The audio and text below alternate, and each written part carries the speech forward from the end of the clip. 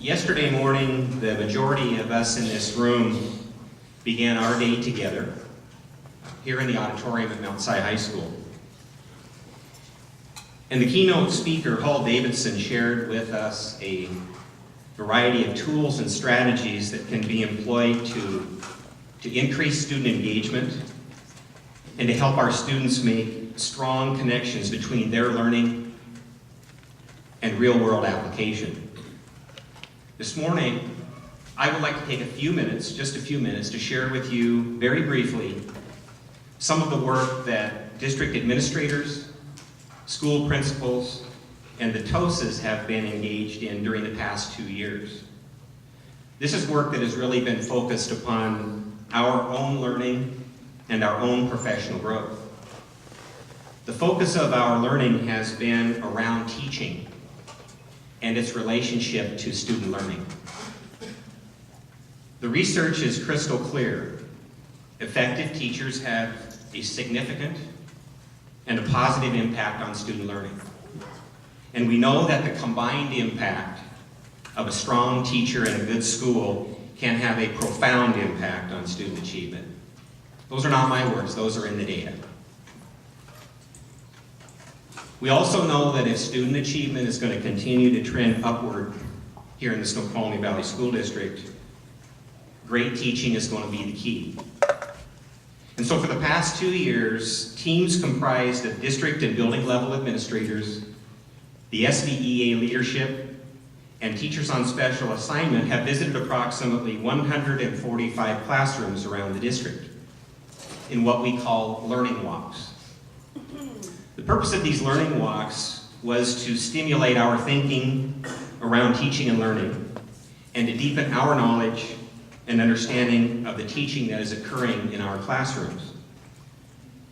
I want to personally thank all of the teachers who have welcomed us into their classrooms during the past 2 years to help us learn more about teaching and to deepen our understanding of the key elements of effective instruction at all grade levels and across all content areas. We truly enjoyed the opportunity to see your work and to focus our learning. For all of us involved in the learning walks over the last 2 years, this has been a great learning experience. The classroom learning walks, along with a comprehensive review of the research, including the work of Marzano, Danielson, the Center for Education Leadership, and the Berg Group, has helped us to identify some critical elements of effective teaching that are explicitly linked to high levels of student learning. In addition to our own learning, it was also important for us to develop a more commonly held understanding of effective instruction, and then how to label it with common vocabulary. This common understanding and common language has enabled us to engage in some rich discussions around both the art and the science of teaching during the past 2 years. Through our learning process over the last 2 years, a process again that included a deep review of the research and those learning walks, 5 major themes emerged for us. Those themes include purpose, student engagement, rigor and relevance, assessment, and relationships. As you can see from the graphic display, each of the 5 themes or elements is closely interconnected. And we call this the Instructional 5. This framework is intended to be a tool and a resource to help us both to think and to talk about teaching. And we hope that it will serve as a resource and a guide for you, our teachers, to consider and reference as you design instruction in your departments, at your grade levels, and in your classrooms. We are also hopeful that the framework will be helpful as you reflect individually and with one another about your work with the students in your classrooms. This morning, I would like to provide for you a very brief overview of the 5 themes. And I'm just going to touch on these very briefly. There's a lot of depth here. First of all, purpose. The purpose, or what many in our schools are now referring to as the learning target, ensures that the focus of the lesson is clear to all students. Purpose also ensures that the lesson focus is aligned with state standards and that it is measurable.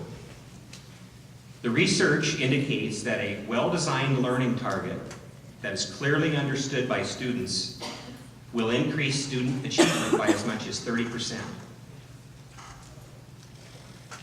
The next element in the framework is student engagement.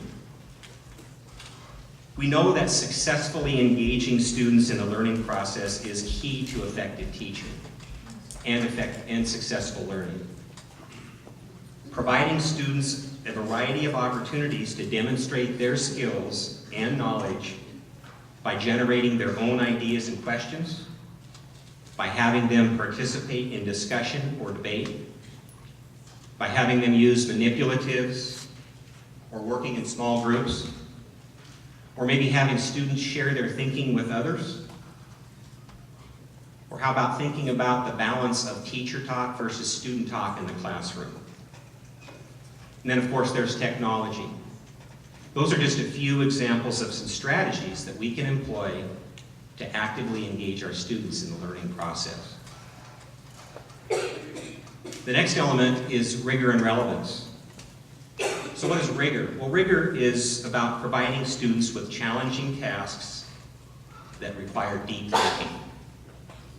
High rigor can be achieved by designing lessons that require students to synthesize information, analyze and critically examine information, raise and formulate coherent questions, arrive at a conclusion and apply, explain, or debate an idea. Relevance, on the other hand, refers to helping students make strong connections between their learning and the real world, or to make connections between their learning and something that really matters to them.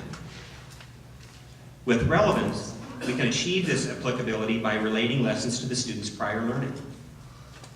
Instruction can also be made relevant by tapping into the student's personal interests, providing opportunities for them to address a real-world problem, or maybe giving them an opportunity to participate in service-based learning projects, job shadow experiences, or internships. Assessment. Within the context of the I-5 framework, assessment refers to measuring and evaluating student learning related to a specific learning target for a specific lesson. Good, sound assessment can be utilized to inform the teacher on the progress that each of his or her students is making toward the standard. Some assessments provide the teacher and the student immediate feedback on their progress towards specific skills and the knowledge that's being addressed by the learning target for the lesson. And importantly, well-designed assessments provide the teacher information that can be used to inform instruction. Final element of the framework that I wanted to touch upon this morning is relationships. Many would argue that a strong relationship between the teacher and the student is the foundation upon which student learning is ultimately achieved. Without healthy relationships, it is nearly impossible to attain the level of engagement or motivation that needs to occur if robust learning is to be achieved. Students are more than likely to make a personal commitment to engage in rigorous learning when they know that the teachers and the other students actually care about them and their success. We know that relationships make a difference for kids and their learning. A positive classroom learning environment needs to be safe, inspirational, and challenging. A positive classroom learning environment also includes equal and ample opportunity for students to experience different instructional approaches that are adapted to their individual needs. Over the course of the past 2 years, several of our teachers have already been actively exploring, learning about, and implementing elements of this framework. And as we look forward to the coming year, district and building administrators, association leadership, and teachers from each of our schools will continue to engage and deepen our learning around each of these 5 themes through the Learning Walk model.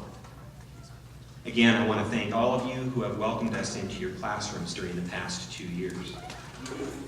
It has been inspiring to see the great work that you are doing to ensure that all of our students have a successful and positive learning experience. And as we continue to develop this framework and the resources included within it, I believe that you're going to find it to be a valuable resource as you reflect upon your teaching and as you reflect upon the success that students are experiencing in your classroom. In the coming weeks, your building principal will undoubtedly be sharing with you a bit more about this framework.